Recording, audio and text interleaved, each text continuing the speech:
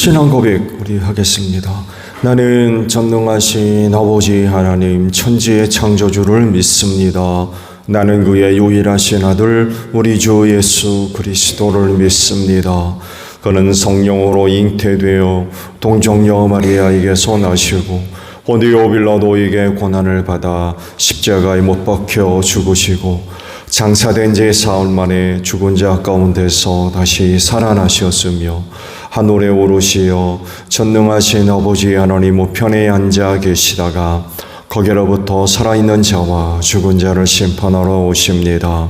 나는 성령을 믿으며 거룩한 공교회와 성도의 교제와 죄를 용서받는 것과 몸의 부활과 영생을 믿습니다.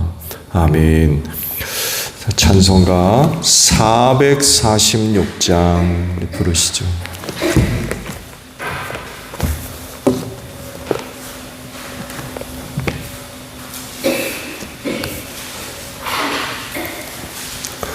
찬송가 446장이에요.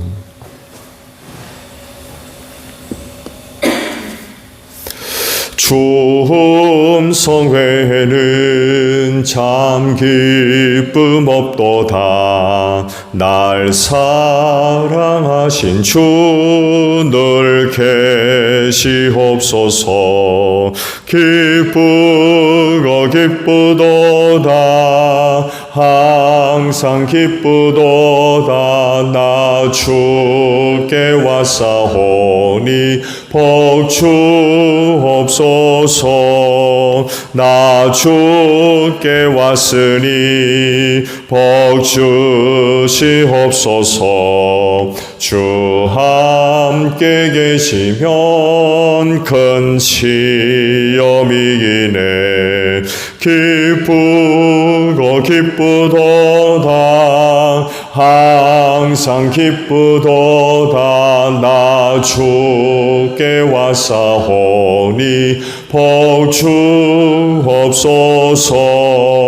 주 떠나가시면 내 생명 헛되네. 기쁘나 슬플 때 늘 계시옵소서. 기쁘도다. 항상 기쁘도다. 나 주께 왔사오니 복 주옵소서. 그 귀한 언약을 이루어 주시고 주 명령 따를 때 늘 계시옵소서.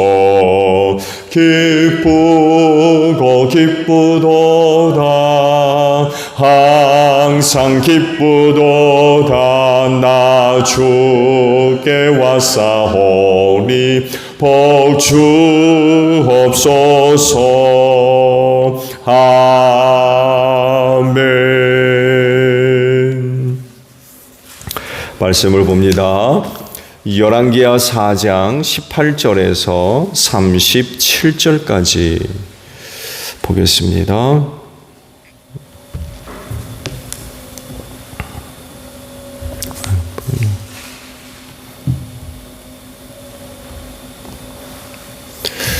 열왕기하 4장 18절에서 37절까지 있는 말씀을 봅니다. 그 아이가 자랐는데 하루는 그 아이가 자기 아버지가 곡식 빼는 사람들과 함께 곡식을 거두고 있는 곳으로 나갔다. 갑자기 그 아이가 아이고 머리야 아이고 머리야 하면서 아버지가 듣는 데서 비명을 질렀다. 그의 아버지는 함께 있는 젊은 일꾼더러 그 아이를 안아서 어머니에게 데려다 주라고 일렀다. 그 일꾼은 그 아이를 안아서 그의 어머니에게로 데리고 갔다. 그 아이는 점심때까지 어머니의 무릎에 누워 있다가 마침내 죽고 말았다. 그러자 그 여인은 옥상으로 올라가서 하나님의 사람이 눕던 침대 위에 그 아들을 눕히고 문을 닫고 나왔다. 그리고 그 여인은 남편을 불러서 이렇게 말하였다. 일꾼 한 사람과 암나귀 한 마리를 나에게 보내주십시오. 내가 얼른 하나님의 사람에게 다녀오겠습니다. 남편이 말하였다. 왜 하필 오늘 그에게 가려고 하오? 오늘은 초하루도 아니고 안식일도 아니지 않소. 그러나 그의 아내는 걱정하지 말라고 대답하며 나귀의 안장을 지우고 일꾼에게 말하였다. 내가 말하기 전까지는 늦추지 말고 힘껏 달려가자. 이 여인은 곧 갈멜산에 있는 하나님의 사람에게 이르렀다. 때마침 하나님의 사람이 멀리서 그 여인을 보고 그의 시종 게하시에게 말하였다. 저기 수넴 여인이 오고 있구나. 달려가서 맞아라. 부인께 인사를 하고 바깥 어른께서도 별거 없으신지 그리고 아이도 건강한지 물어보아라. 게하시가 달려가서 문안하자 그 여인은 모두 별거 없다고 대답하였다. 그런 다음에 곧 그 여인은 산에 있는 하나님의 사람에게로 가서 그의 발을 꼭 껴안았다. 게하시가 그 여인을 떼어놓으려고 다가갔으나 하나님의 사람이 말리면서 말하였다. 그대로 두어라. 부인의 마음속에 무엇인가 쓰라린 괴로움이 있는 것 같구나. 주님께서는 그가 겪은 고통을 나에게 감추시고 알려주지 않으셨다. 여인이 엘리사에게 말하였다. 예언자님, 제가 언제 아들을 달라고 하였습니까? 전 오히려 저 같은 사람에게 농담을 하지 마시라고 말씀드리지 않았습니까? 엘리사가 게하시에게 말하였다. 허리를 단단히 묶고 내 지팡이를 들고 가거라. 길을 가다가 어떤 사람을 만나도 인사를 해서는 안 된다. 인사를 받더라도 그에게 대꾸를 해서는 안 된다. 그리고 가거든 내 지팡이를 그 아이 얼굴 위에 놓아라. 그러나 아이의 어머니는 말하였다. 주님의 살아계심과 예언자님의 목숨이 살아계심을 두고 맹세합니다. 저는 어떤 일이 있어도 예언자님을 떠나지 않겠습니다. 엘리사는 하는 수 없이 일어나서 그 부인을 따라 나섰다. 게하시가 그들보다 먼저 가서 그 아이 얼굴에 지팡이를 올려놓아 보았으나 아무런 소리도 없었고 아무런 기척도 없었다. 게하시가 엘리사를 맞으려고 되돌아와서 그에게 말하였다. 아이가 깨어나지 않습니다. 엘리사가 집안에 들어가서 보니 그 아이는 죽어 있었고 그 죽은 아이는 엘리사가 눕던 침대 위에 뉘어 있었다. 엘리사는 방 안으로 들어가서 문을 닫았다. 방 안에는 엘리사와 그 죽은 아이 둘뿐이었다. 엘리사는 주님께 기도를 드린 다음에 침대 위로 올라가서 그 아이 위에 몸을 포개어 엎드렸다. 자기 입을 그 아이의 입 위에 두고 자기 눈을 그 아이의 눈 위에 두고 자기의 손을 그 아이의 손 위에 놓고 그 아이 위에 엎드리니 아이의 몸이 따뜻해지기 시작하는 것이 아닌가. 엘리사가 잠시 내려 앉았다가 집안 이곳저곳을 한번 거닌 뒤에 다시 올라가서 그 아이의 몸 위에 몸을 포개어 엎드리니 마침내 그 아이가 7번이나 재채기를 한 다음에 눈을 떴다. 엘리사가 게하시를 불러서 수넴 여인을 불러오게 하였다. 게하시가 그 여인을 불렀다. 그 여인이 들어오니 엘리사가 그 여인에게 아들을 데리고 가라고 하였다. 그 여인은 들어와서 예언자의 발에 얼굴을 대고 땅에 엎드려 큰 절을 하고 아들을 데리고 나갔다. 아멘. 오늘 아침에는요 30절의 말씀을 함께 나누려고 합니다. 그러나 아이의 어머니는 말하였다. 주님의 살아계심과 예언자님의 목숨이 살아계심을 두고 맹세합니다. 저는 어떤 일이 있어도 예언자님을 떠나지 않겠습니다. 엘리사는 하는 수 없이 일어나서 그 부인을 따라 나섰다라는 말씀입니다. 수넴 여인의 이 말이 낯설지 않죠. 그렇죠? 왜냐하면 과거 엘리사가 엘리야에게 했던 말이기 때문에 그래요. 하나님께서 엘리야를 데리고 가실 날이 이르자 하나님께서 엘리야를 이곳저곳으로 데리고 다니셨죠. 그때마다 엘리야가 엘리사한테 넌 여기 있어라 라고 그럴 때 엘리사가 수냄 여인과 같은 똑같은 말을 했습니다.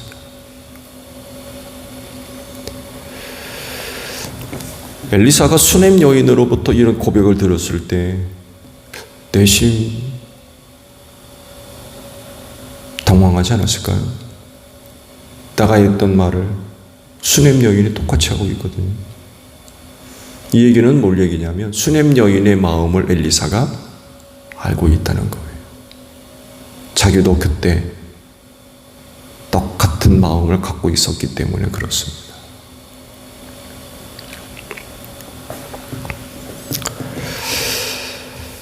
결국 엘리야가 엘리사를 데리고 다녔듯이 엘리사는 수냄 여인을 데리고 그녀와 함께 그녀 집으로 가게 되죠. 그리고 죽은 아들을 살려냅니다. 엘리사가 엘리야를 떠나지 않고 그의 곁에 있을 때 뭘 받아요? 능력을 받았습니다. 하나님의 은혜를 얻은 거죠. 수냄 여인도 엘리사를 떠나지 않고 그와 함께 할 때 아들을 살려내는 그런 은혜를 얻었어요. 엘리사는 원래 가려고 하지 않았죠. 그렇죠?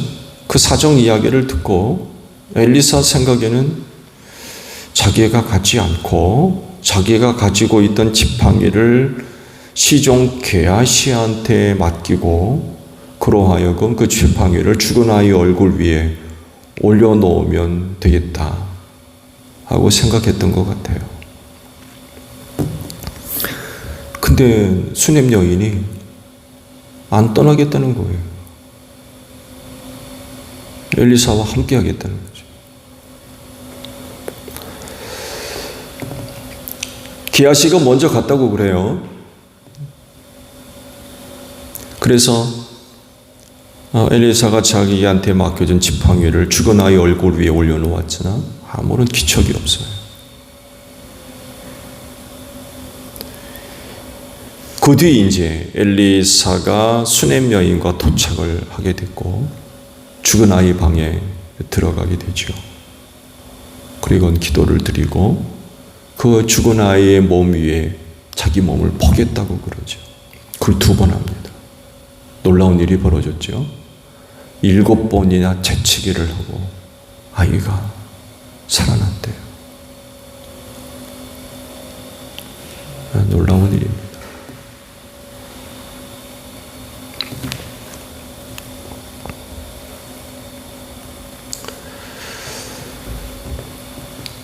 수냄 여인이 하나님으로부터 큰 은혜를 얻은 거죠. 먼저는 아들을 얻은 게 큰 은혜고, 2번째는 그 죽은 아들을 다시금 얻는 그런 그 큰 은혜를 얻게 됐습니다. 그녀가 그렇게 큰 은혜를 얻을 수 있었던 이유, 그녀의 고백 속에서 우리가 찾아볼 수 있죠. 떠나지 않겠습니다. 엘리사를 떠나지 않겠습니다. 결국 하나님께 대한 신앙이죠. 신앙 고백. 앞서 말씀을 드린 대로 엘리사가 전에 엘리야를 떠나지 않고 그 곁에 남아서 그가 하늘로 승천하는 것을 보게 될 때 능력을 얻었다고 그러죠. 내가 너한테 뭐 해주기를 바라느냐 라고 엘리야가 물었을 때 엘리야에게 있는 능력을 갑절로 내게 주십시오. 그때 그런 얘기하죠. 내가 하늘로 올라가는 것을 내가 보면 그 능력을 얻거든. 그러니까 엘리사가 엘리야를 떠나지 않고 끝까지 그 곁에 남아 있음으로 인하여 얻은 은혜였던 거예요. 이건 단순히 엘리사가 엘리야 곁을 떠나지 않았다라고는 외적인 어떤 모양 이상으로 그건 하나님께 대한 엘리사의 신앙 고백이었던 거죠. 무슨 일이 있어도 하나님 버리지 않고 하나님과 함께 하고자 하는 그 믿음. 하나님께 대한 그 믿음이 없으면 엘리야에 대한 그런 모습도 보이지 않았을 거라는 거예요.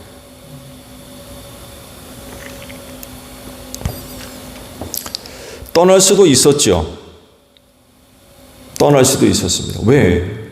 엘리야가 그러거든요. 여기 머물러 있으라. 나는 하나님이 지시할 곳으로 가야 되니까 너는 여기 있어라. 스승이 제자한테 명령하는데 떠날 수도 있었어요. 머무를 수도 있었어요. 엘리야 곁을 떠날 수도 있었습니다. 근데 그는 떠나지 않죠. 수냄 여인도 마찬가지예요. 떠날 수 있었죠. 게하시를 쫓아서 갈 수도 있었어요. 그렇지만 떠나지 않았죠. 이건 결국 엘리사에 대한 신뢰, 하나님의 종에 대한 신뢰, 사랑, 존경, 이런 것들이 있는 거지요. 이는 곧 하나님께 대한 신앙과 무관하지 않아요.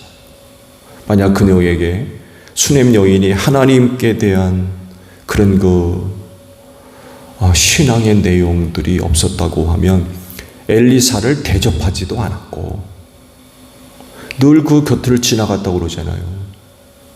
그럴 때마다 수냄 여인이 엘리사를 자기 집에 초대해서 음식을 대접했다고 그랬어요. 거기서 끝나지 않죠? 옥상에다 그러니까 엘리사가 머물 수 있는 방까지 마련했대요. 하나님께 대한 그런 그 믿음과 사랑과 경외하는 그런 그 신앙이 없으면 엘리사한테 이렇게 할 이유가 없는 거죠. 지나가만 말건 그게 뭔 상관이 있습니까? 그렇잖아요. 그렇게까지 했다는 얘기는 결국 하나님께 대한 신앙 고백인 거죠. 엘리사를 떠나지 않은 것도 바로 여기에 있는 거예요. 어떻게든 하나님으로부터 은혜 얻고자 하는 간절한 마음들, 그런 게 그녀에게 있었던 거죠. 하나님께서 보시는 거죠. 그런 상황 속에서 수냄 여인이 보여지고 있는 모습이 뭔가. 아들 죽었어요. 엘리사 찾아왔습니다. 아들 살릴 방법은 그거밖에 없는 걸 하는 거예요. 그러면서 떠나지 않겠다는 거예요. 게하시한테 지팡이를 주면서 가라고 그러잖아요. 그렇다면 함께 떠날 수도 있었지만 그럼에도 불구하고 엘리사 곁을 떠나지 않습니다.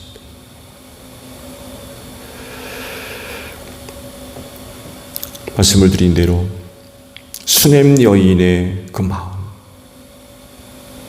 또 하나님께 대한 그녀의 모습들, 누구보다 엘리사가 잘 알고 있는 것. 왜?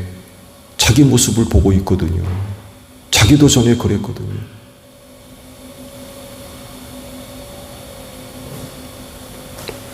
그 생각을 바꿔서 결국 수냄 여인과 함께 그녀의 집으로 가게 되고, 그가 그 집에 방문함으로 말미암아 죽은 아들을 살려내는 그런 그 큰 은혜를 얻을 수 있었습니다. 하나님을 향한 진실된 마음은요, 그로 하여금 어느 곳에서든지 그 모습이 나타나지 않을 수가 없어요. 세상을 향해서도 사람을 향해서도 그 선함이 나타나지 않을 수가 없어요. 하나님께 대한 참된 그런 그 마음들, 신앙이 세상을 대할 때건 사람을 대할 때 악하게 나타나지 않습니다. 나타날 수가 없어요. 그리고 그 모습을 하나님이 기쁘게 받으시는 거죠. 그걸 아는 거죠. 그로부터 나타나는 그 모습이 결국 하나님께 대한 신앙 고백인 걸 하나님이 아시는 거예요. 그리고 그런 자리에 은혜가 임할 수밖에 없는 거죠. 엘리사가 능력을 얻었던, 수냄 여인이 죽은 아들을 살려내다 지금 얻었던 그런 자리에 하나님의 은혜가 나타나는 거죠. 연자 엘리사 곁을 떠나지 아니하려는 수냄 여인의 모습, 그건 결국 무슨 일이 있어도 하나님 버리지 않고 끝까지 하나님을 섬기는 그런 그 신앙의 모습들, 그 모습이 고백되어지는 거죠. 하나님이 그걸 받으신 거예요.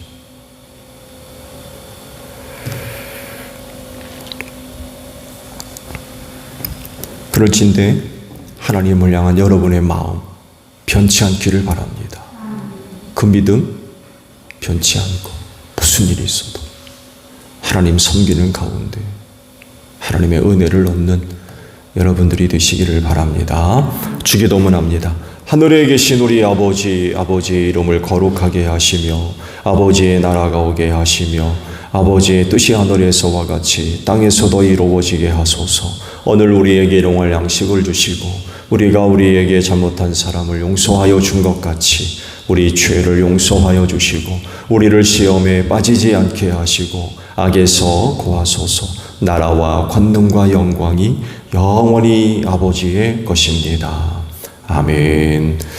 기도하겠습니다.